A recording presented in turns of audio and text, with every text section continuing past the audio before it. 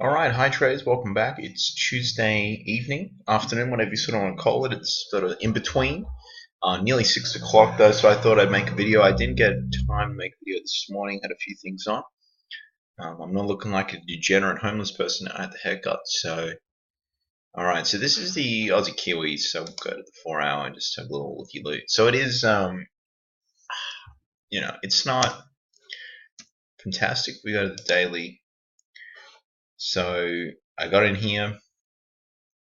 It did take up pretty nicely, but just where the stop is, I couldn't, I wasn't in a position to move the stop to break even. So it only moved about, 1% in my favor, risking around 2% on this trade. So it's come back down again. Interesting candle here as well. That might have been on Friday. Let's see what that candle was. That was on the 11th. Yeah, it was Friday. So, and now it's sort of making little lows. This right here, it's going to be interesting to see what today's candle does. End of today's daily wants to close like. So, because it does seem to be turning over a little bit, but we'll see. So, not a lot else to report there. Aussie dollar, there's no entry yet on that.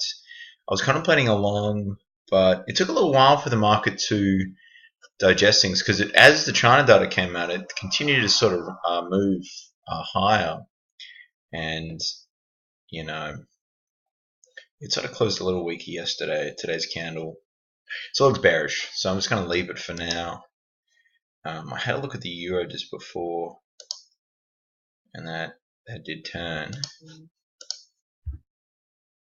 Okay, I was looking at the hourly, so this looks a little more significant.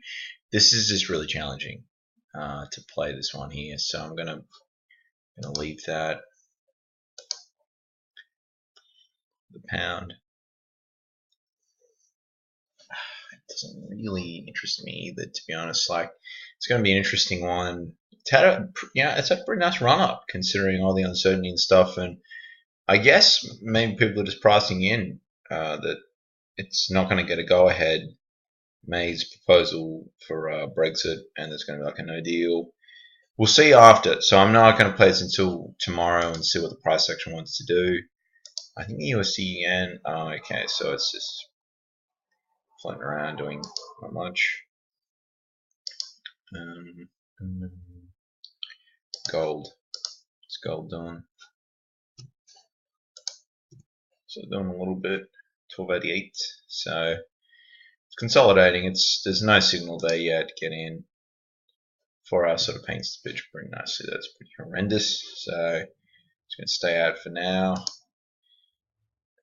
If I was to have bias, I'd be more short than long because it's tried so many times to sort of get to 1300 and it's just not working, so definitely be cautious of that. And the New Zealand dollar is actually still strong. It's similar though, the price action in the Aussie dollar, so we'll see what happens there. And USD CAD, and USD CAD is pretty fun, so I'm out of that trade. I'm still in a position to potentially take a trade on something. We'll see though. Nothing's really taking my fancy, to be fair. USD Swiss, what's that doing?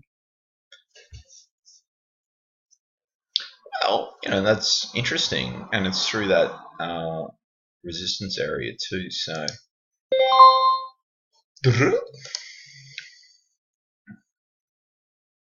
it's just a little bit overhead resistance to deal with, like back here. So can it run a little bit, but it's sort of tough because that's, I don't have a 55. Let's see what the 55 moving average shows. Okay. Yeah, so the trend is not clear enough for me to want to sort of take a trade. I like the 200 to be below the 55 for an up, from a buy trade. So the trend is upwards, and it's not really showing me that. So I'm going to leave that be. Gold is still like there, the cable there's potential there, but again after the Brexit vote and everything. Pound yen, what's it doing? Pound yen. Deal. We'll see on that. No clear It's really, I mean, the buy trade would have been up here, and it's captured a little bit of a move now. Looks like it wants to turn over, so I'm going to just leave that. That's probably about it. I mean, I might have scanned a couple more on video. Not particularly interesting on the Aussie yen either.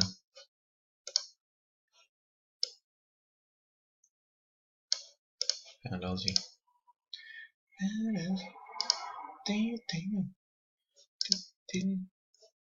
Yeah, it's just none of that either.